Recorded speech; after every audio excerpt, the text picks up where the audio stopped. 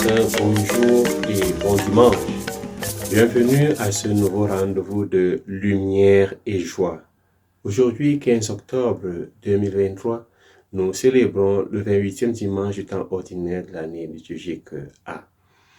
Ce dimanche nous invite à méditer sur 4 aspects pour grandir dans notre vie de foi. Premièrement, Dieu qui est Père et Roi. Deuxièmement, ce Père prépare les noces de son Fils. Troisièmement, le scandale du refus de la part des hommes de cette invitation de Dieu aux noces du Fils. Et enfin, les invités commensaux qui acceptent l'invitation du Père. Commençons d'abord par Dieu qui est ce Père, ce Roi qui invite ses enfants aux noces de son Fils. Le Seigneur Dieu, une fois de plus, se révèle en ce dimanche comme un Dieu d'amour. Son amour se révèle à travers la fête, la joie des noces, la joie de l'alliance. Le symbole de la fête des noces est l'expression la plus sublime de son amour, de sa vie. Dieu est amour et vie, d'où la joie de la fête, la joie des noces. Il est le roi qui organise une fête pour tous ses enfants, une fête pour l'humanité entière, une fête de noces pour son Fils où chacun est invité, où chacun est appelé à prendre part aux noces. Nous participons à 2 titres, comme commençons de la fête, mais aussi comme partenaire de l'époux, par conséquent, comme l'épouse de la noce. Cette participation nous donne la vie. La mort est entrée dans le monde à partir de l'instigation du tentateur qui demande à l'homme d'organiser sa propre fête et son propre festin en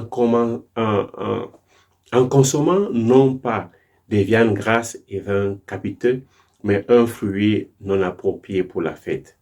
Dieu, quant à lui, nous propose un festin de viande grasse et de vins capiteux, un festin de viande succulente et de vin décanté.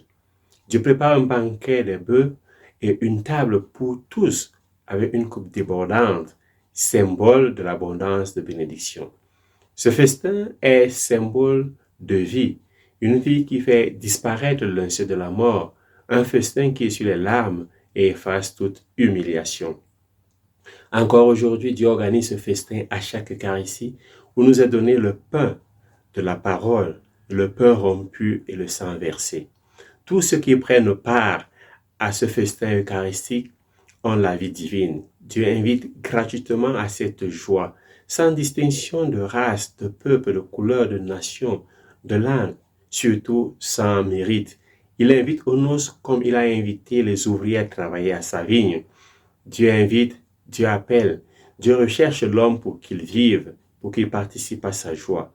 Dieu appelle toujours à travers son Fils Jésus, l'héritier et le fiancé qui cherche son épouse, comme le bien-aimé dans le Cantique des Cantiques qui va à la recherche de sa bien-aimée. Deuxièmement, les noces du Fils. Dieu est l'homme royal qui organise les noces de son Fils avec chacun d'entre nous. Jésus est le Fils bien-aimé qui sort pour aller à la recherche de sa bien-aimée et des commensaux des invités. Nous ne sommes pas seulement invités comme spectateurs ou comme commensaux, mais nous sommes aussi invités comme partenaires du Fils, comme la fiancée pour le Fils de Dieu. Jésus est l'époux qui vient établir l'alliance nuptiale avec l'humanité et le Père. Jésus qui vient transformer notre eau en vin, celui qui vient changer nos tristesses en joie, celui qui donne le vin de la joie quand il vient à manquer. Il est l'époux qui garde le bon vin jusqu'à la fin.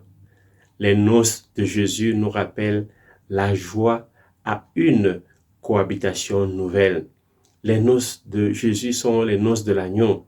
Agneau qui se donne pour son épouse en sacrifice pour sauver son épouse.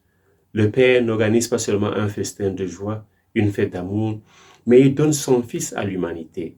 Un don qui est sacrifice, car preuve d'amour. Jésus est l'époux qui apporte le bonheur à ceux qui participent à ses noces. Heureux les invités aux noces de l'agneau, nous dira Jean dans l'Apocalypse.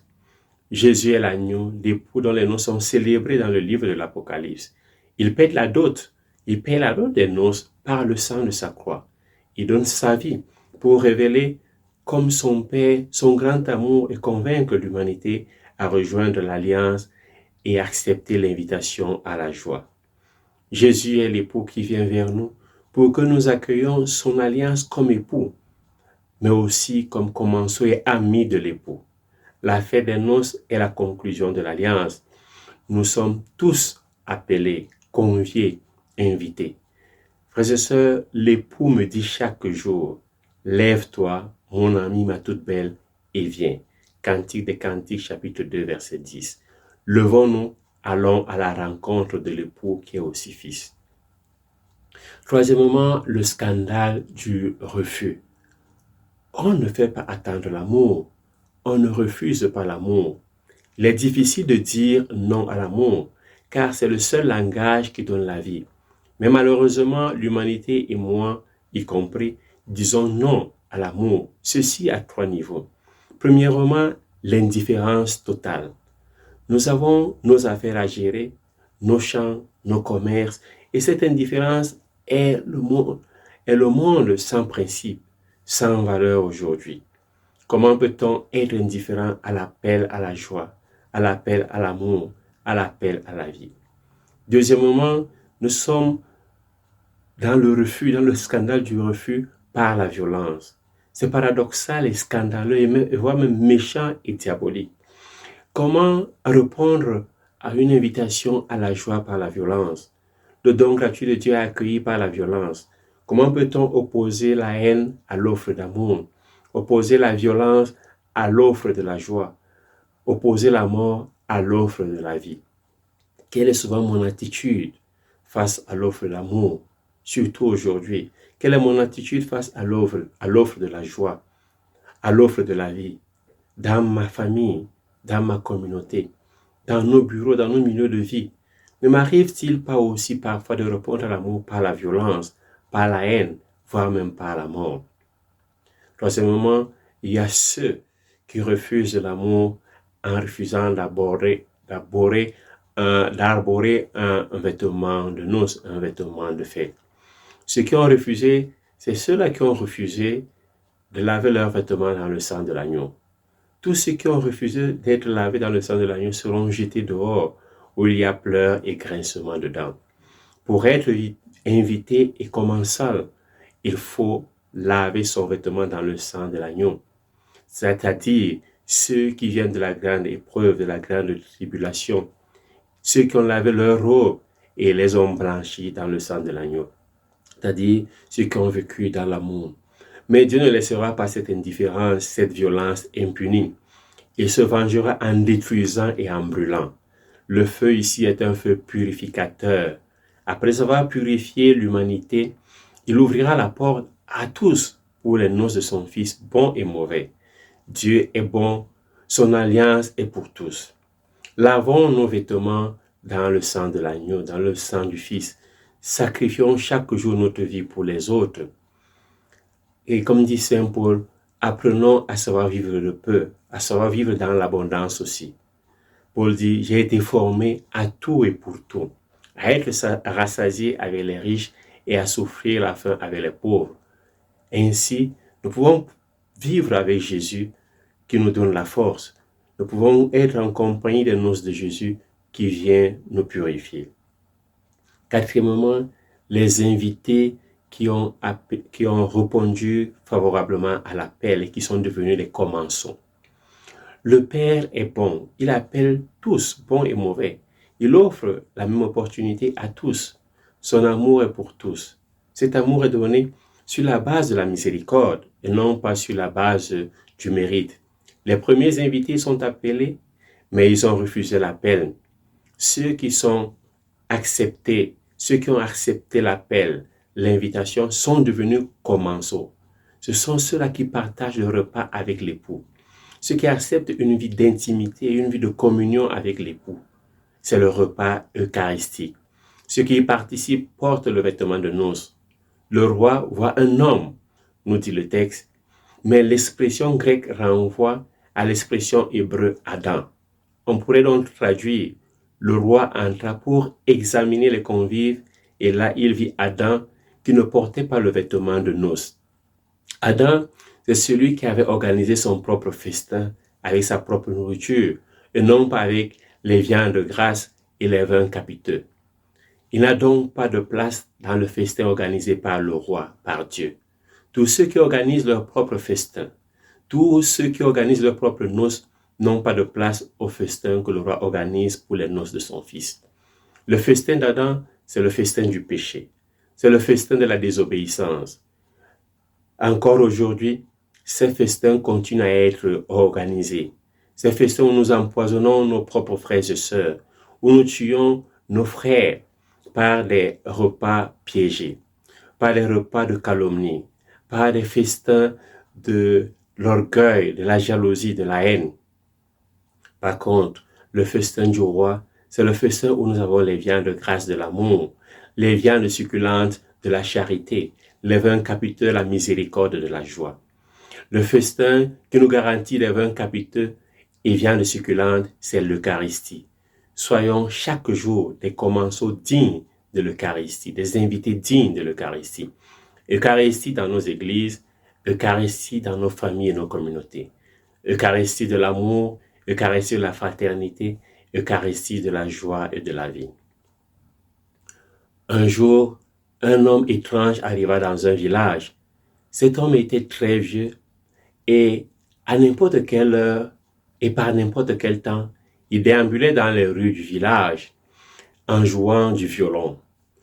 Tout le monde se moquait de lui, sauf les enfants de l'école du village. Ils aimaient beaucoup la musique de ce drôle de bonhomme. Ils le suivaient partout pour l'écouter. Ils avaient découvert de drôles de choses. Le violoniste jouait seul, et pourtant les enfants entendaient en même temps d'autres instruments de musique. Ils les entendaient, mais ils avaient beau tourner la tête de tous les côtés, ils ne les voyaient pas. Ces instruments étaient invisibles, c'était toujours les mêmes mélodies.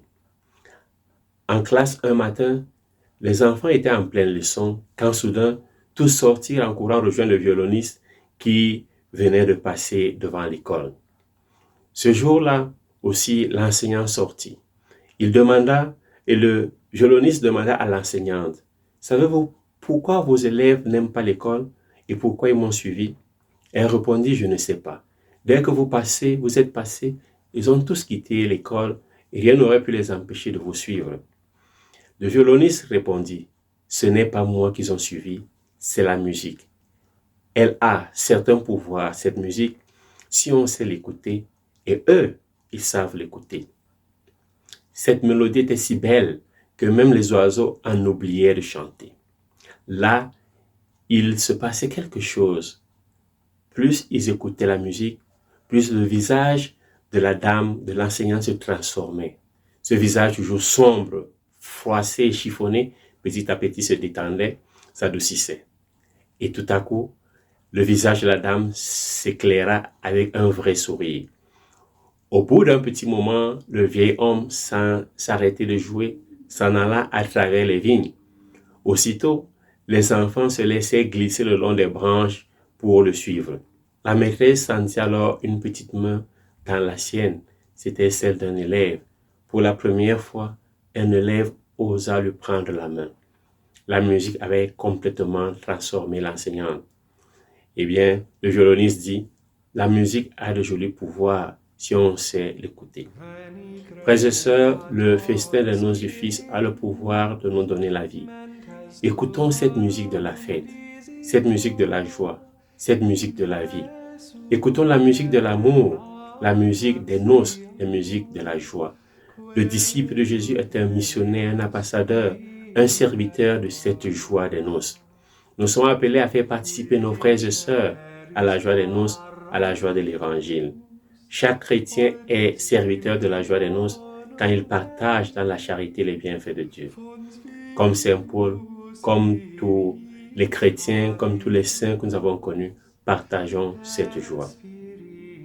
Bon dimanche, loué soit Jésus-Christ et que Dieu vous bénisse.